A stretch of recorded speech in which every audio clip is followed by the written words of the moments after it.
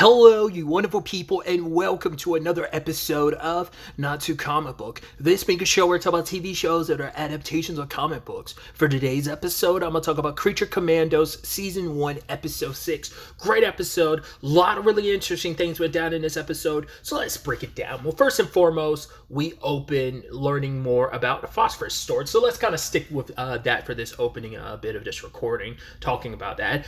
Just like in Creature Commando fashion, everyone's got a tragic story, and now it's time to learn phosphoruses. I thought it was interesting, like the moment, like the guy, he was a crime boss or whatever, and his name was Rupert. I was like, as in, I couldn't remember his last name until they said the episode. They were like Thorn. I was like, oh, as in like the crime boss that's in Batman Caped Crusader. Because I don't know if I've ever come up, like, once again, I haven't seen every adaptation or whatever Batman was, but I'm like, it's not like, maybe there's other versions I've seen, but that's definitely the most recent version I've seen utilize that character. And the character, I'm sure that's exactly what it looks like in the comics, because he looks exactly, slightly different, but the same in a Caped Crusader. But yeah, Phosphorus was trying to do good.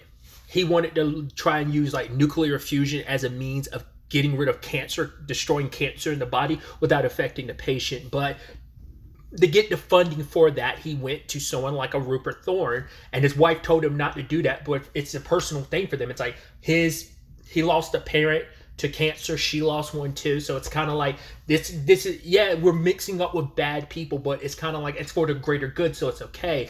But sadly, you get in bed with the wrong people. You always have the price is always bigger than you're ever willing to believe it to be. And Rupert killed Phosphorus's son and wife. And you're just like, God. And then framed him for the murder, had him stick his hand in their blood, put his fingerprints all over the knife. You're just like, that's horrendous, And we find out why. It's because the people that Rupert was trying to sell that information to, like, it's like, right, you could do what you want to do with it, but we're also going to sell it to other countries and stuff like that. But the people he sold it to saw through Phosphorus or Alex's BS, because he tried to give them fake information because his wife didn't want that type of stuff just falling into the wrong hands. It could be utilized in any different means, of like, oh, holding on to this, he wants to utilize it one way, but that doesn't mean everyone else is going to utilize it that same way. And so he gave them the wrong information thinking they wouldn't notice, but they're smart enough to realize that got back to Thorn, and Thorn's like, yo, you're messing up my money. That looks bad upon me and my reputation. And so he had to make an example of, Alex and his family, and it's just ended up getting the real data, which I wonder what does that mean in a long scheme, like, not because that was out there in the world, because I think you'd assume Rupert ended up selling it. I mean, I don't know if Alex caught up to him before he could, but that information might be out there in the world, and the good that you wanted to do with it, who's to say it's definitely not being used for good out there in the world, but still. So I'm curious to know if that research is out there in the world being utilized terribly, of like, this thing, you had the best. I mean, that's anything in life. Like, the fact is something can start off with one purpose and then get repurposed in the most horrendous way. I mean, that's sadly just what life is. But yeah, they used his own research to end up killing him, but it didn't kill him. It turned him into Dr. Phosphorus, and he went and got revenge on Thorn, because it does involve Thorn. Because I kind of got spoiled on this. I saw an image.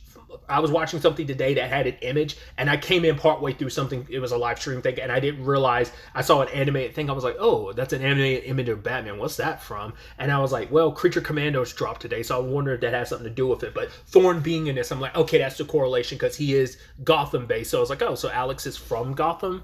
I'd assume so, but either way, or at least lived in Gotham. But yeah, he went in and murdered Rupert and his entire family. I mean, it's sad because they're in it. I mean, that's always that thing of like, I mean, at least his children were innocent. It's like, you can't control who your father is. Maybe his wife was aware of what he did, but does she deserve to still die? But it's still the thing of, it's only fair.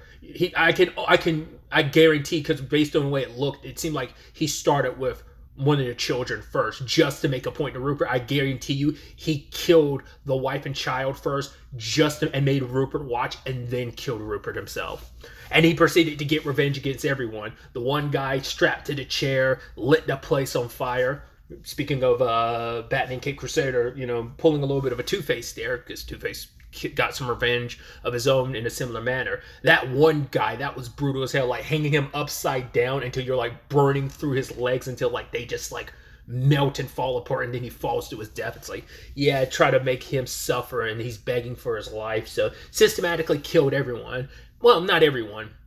The main people that were there are the ones that died. Anyone that wasn't, that was just a part of Thorne's operation, got to live because Phosphorus took over it, kind of started running his own gang. The whole infrastructure became Phosphorus's.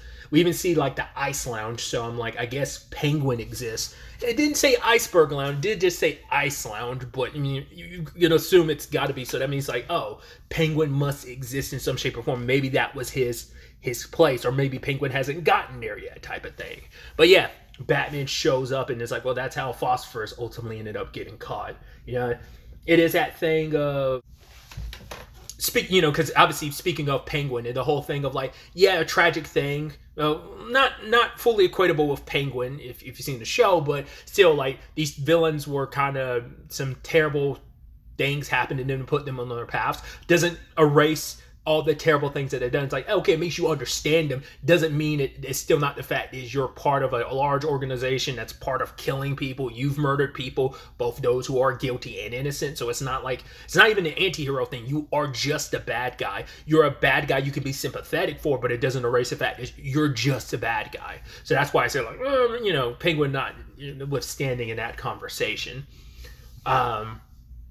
So yeah, again, it's just like, oh, I can't wait till we get to Nina's backstory, and I'm sure that's going to be depressing, because everyone's backstories ended up being depressing. But speaking of Nina, let's jump to her and the Bride, where they are hiding out in, well, let me finish up Phosphorus because I forgot to talk about that. He ended up all this came flooding back to him because he snuck into someone's house and a little girl wakes up and she's hungry. I was like, are your parents not here? I was like, well, there's food, but I guess they're just asleep. She's the only one that woke up. And Phosphorus is there with her being like, oh, like, he's like, because she's smiling. He's like, yeah, you must be smiling too. He's like, except I'm not smiling. It's like that recurring bit about like, oh, are you smiling? I was like, well, yes, I am smiling, but you can't tell that I am. But now it's like even more depressing because you're like, but I'm not smiling, even though I've got this perpetual smile on the face. A little Joker-esque in a way, which is funny considering, hey, it's Alan Tudyk who voices Joker in the Harley Quinn series. So, funny how stuff ties together like that. But it is really sad just knowing, like, yeah, you kind of got this perpetual smile because it's like no one can see the sadness on your face. You most likely can't produce tears, so it's just like like how if you could, you probably could break down right now.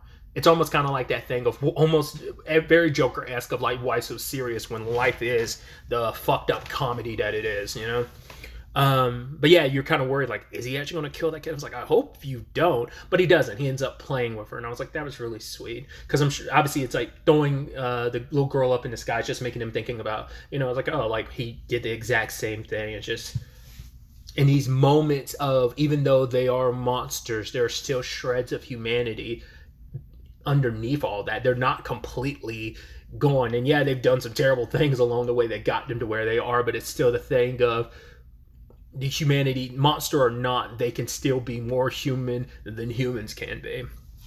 Which ties in perfectly, too, with the whole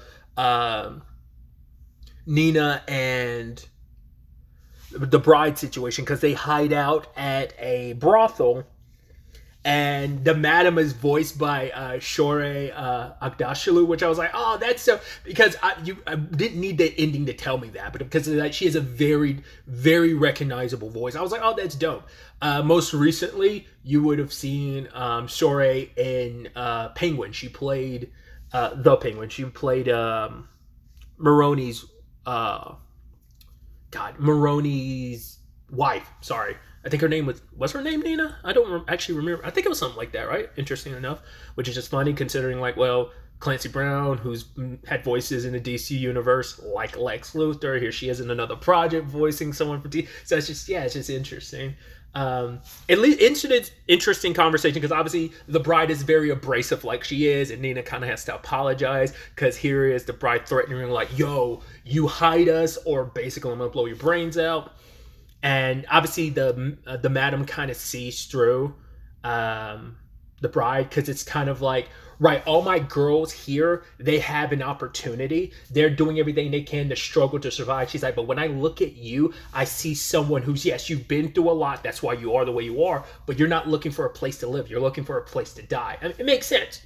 I mean, the bride never asked to exist. She came about because of the selfishness of two men. You know, it was like Victor, just as much as it was Eric's selfishness of like, I want a bride, I don't want to be alone. It's also Victor's selfishness because just with like Eric, it's like you created both of them just to say that you could, just to play God, and no one gave you that right. They didn't ask to exist, so everything kind of falls on you. But also, like, the brides had to run for centuries away from Eric, stalking her, claiming to love her. It's like, this is the man who took away the person you love. But I think even probably with enough time, even she recognizes how fucked up like the whole thing with Victor was, because I think she probably recognizes like, no, it wasn't just Eric who was an asshole.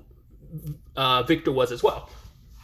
I mean, especially as we know, he had a family too, so he was having an affair with her. So I kind of always kind of let that slip my mind because like you saw a family photo and stuff. So yeah, but yeah, like the ladies one particular lady gets taken upstairs by like I think these two brothers who trying to have some fun, and then the bride's kind of making the whole point of, oh yeah, sure, like that's kind of a great way to live, but then like those guys get extremely rough with the lady, and Nina steps in to defend her, and the guy ends up being a metahuman, so he's attacking. Well, they initially attacked the madam because she's like, no one lays a hand on my girls. Like, if they don't want a touch, that's not how this works. They get to say no when they say no, and whether you're a regular human or a metahuman or whatever, everyone's welcome here, but no powers allowed in here. And the guy attacks the madam, and so Nina steps in, and because of that, the bride was just going to sit back watching, like, all right, because she wanted to see what Nina would do. But also when the other guy got involved, you know, the bride put him down and then like duked it out with the other. I like that she made it quick with that guy, shot him. The other guy who like electrocuted her and shot her through like the wall, she came back, and I love just like breaking his arm and then just like ripping his heart out. And she's like, oh, bet you didn't think this wasn't the way you thought this night was going to play out. And just love that he's still alive enough for her to squish his heart, you know. So I mean, once again, considering everything her life is, it makes sense why. Because the bride might put up this tough exterior, but she does, you know, because I'm sure, like, she sees a little bit of herself in those ladies there, just, you know. Because who knows what she's had to do just to survive. Plus, on top of that, had to get away from an abusive stalker, so. And even Nina being like, right, you're a big old softy, you know. She's like, yeah, I just had to go save you again. And he's like, yeah, because I am your friend, right? She's like, all right, just shut up. You know, it's really sweet, you know? Because I think she also sees a little bit of herself in Nina, like the way Nina is kind of sweet and caring. The bride was like that. She was innocent, and people took advantage of that. I think it's not out of the realm to say like, yo. And I think I even said at the time, like, Victor did take advantage of her. It's like, you're the only man outside of Eric that she's known, and you taught her so much, so of course she's going to have an affinity for you. So you kind of took advantage of that, like, situation in a very parental way and kind of warped it into something sexual and romantic, which is all kinds of effed up. And like I said, I think given enough time, we haven't really gotten her perspective on Victor. We know how she feels about Eric, but who knows, like, how much her opinion of Victor's changed over the years, you know? Post his death, you know, because it's probably like, I'm not hanging on to what happened to Victor anymore. I'm hanging on to my freedom, and I don't want you around me anymore. Because for her, it's like death might be her only way of escaping Eric. So, but it's like, knowing the crazy bastard, he'd try and follow you into death. So the last thing you want is an eternity with him. But yeah. So we have that. We also have the weasel situation where he's out in the woods with some wolves. And it's kind of like, all right, what's this going to turn into? And he ends up picking up a stick and throwing it, kind of playing fetch with some wolves. And I think it was kind of for the first time, like he kind of had a pack, you know? And I guess it was almost, I was obviously a little reminiscent of when he was playing with those kids back in his episode when we got the flashback. But it's interesting, too, because with everything going on, he thinks about that little girl, the last one he tried to save as the building was coming down. And then she ships into Ilana, which I'd said it. I thought it was interesting. I was like, oh, like she looks a lot like Ilana. I was like, are they going to make it so that apparently she survived and she's? But I was like, no, that wouldn't make sense.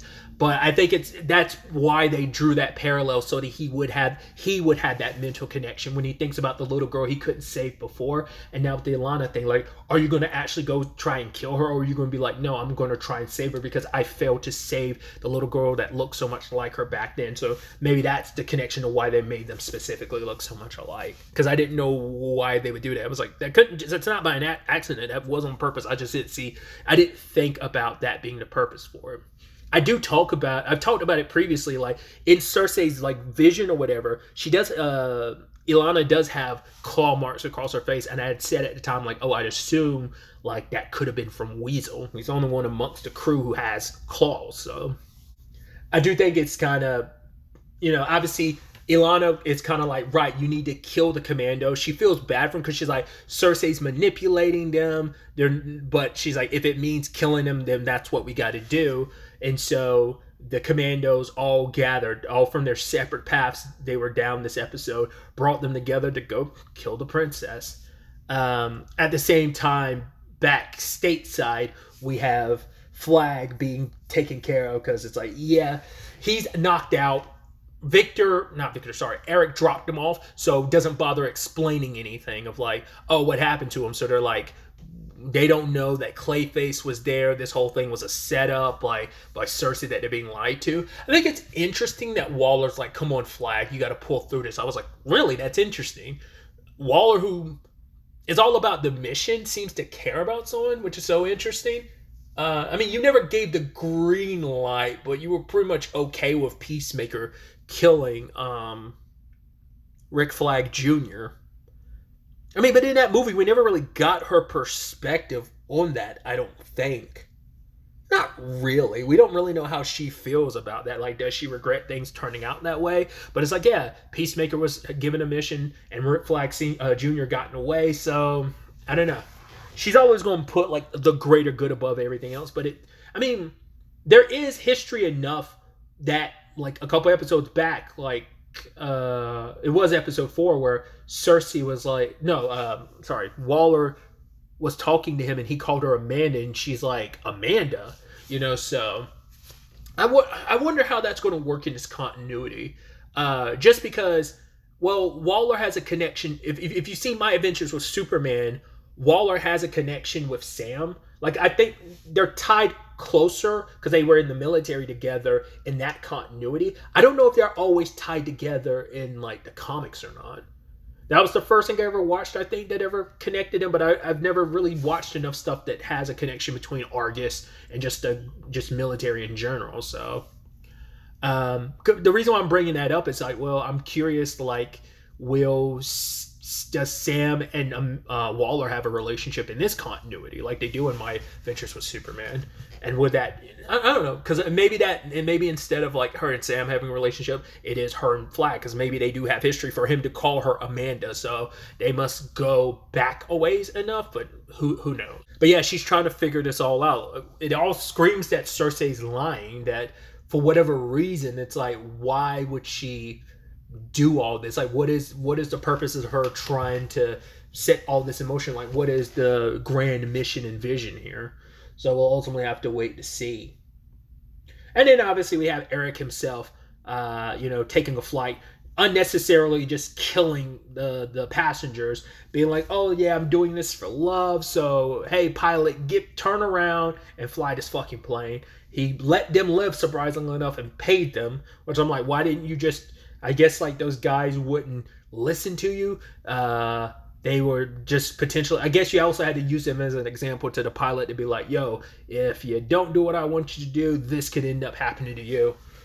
I mean, at least 2 people walked away from that, but now he's back home, knows where his bride is, so I could definitely see this season ending very sadly, where like the bride gets knocked out or something and Eric gets to walk away with her. Like everything is going to be like turned to shit, but I guarantee you like the bride is not willingly going to go. Like I said, she's going to be knocked out or something and Eric's going to take her. Like I could definitely see that being the case, but we'll ultimately have to wait to see how this all shakes out. The next episode is the season finale, and as I talked about earlier, the only person we haven't gotten backstory on now is Nina. So I'm curious to see what happens. I also talked about it previously. Episodes 4 and 7 are apparently James Gunn's favorite episodes, so we'll see what goes down next episode, just, you know, thematically and, you know, how it relates to Nina in that regard and what her backstory is and just ultimately what the hell goes down in this season finale. Maybe give us answers about the whole Cersei of it all too. So I'm excited to see where all of this ends up taking us. But really, that's all I wanted to talk about. Till the next time we meet, be happy, be safe, live life to the fullest, and enjoy it. Good day and goodbye.